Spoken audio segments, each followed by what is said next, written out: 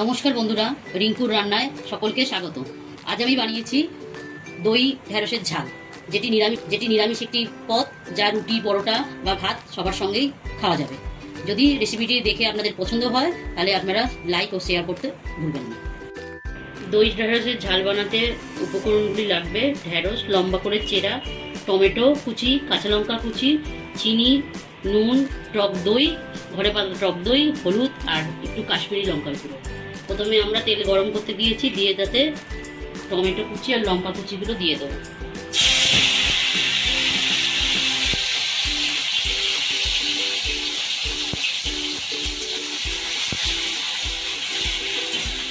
নাড়াচাড়া করে টমেটো, কাঁচা লঙ্কা বা ঢেঁড়সগুলো এর মধ্যে দিয়ে একটু হালকা ভাজা ভাজা করে নেবো।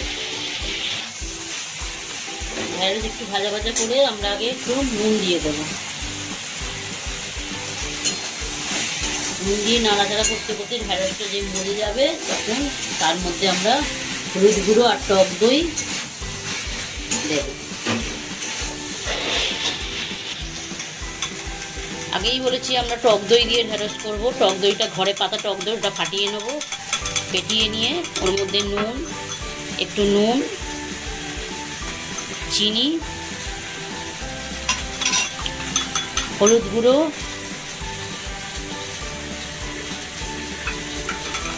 একটু কাশ্মীরি লঙ্কার গুঁড়ো অ্যাড করব, দিয়ে এটা মিশিয়ে রাখবো।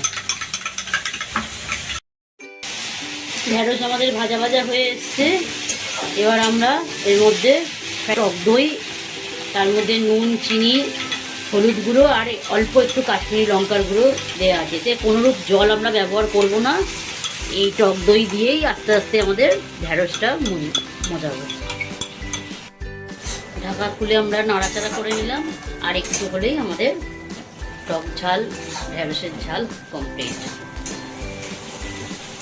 আমাদের দই ঢেঁড়সের ঝাল কমপ্লিট, তেল ছেড়ে এসেছে।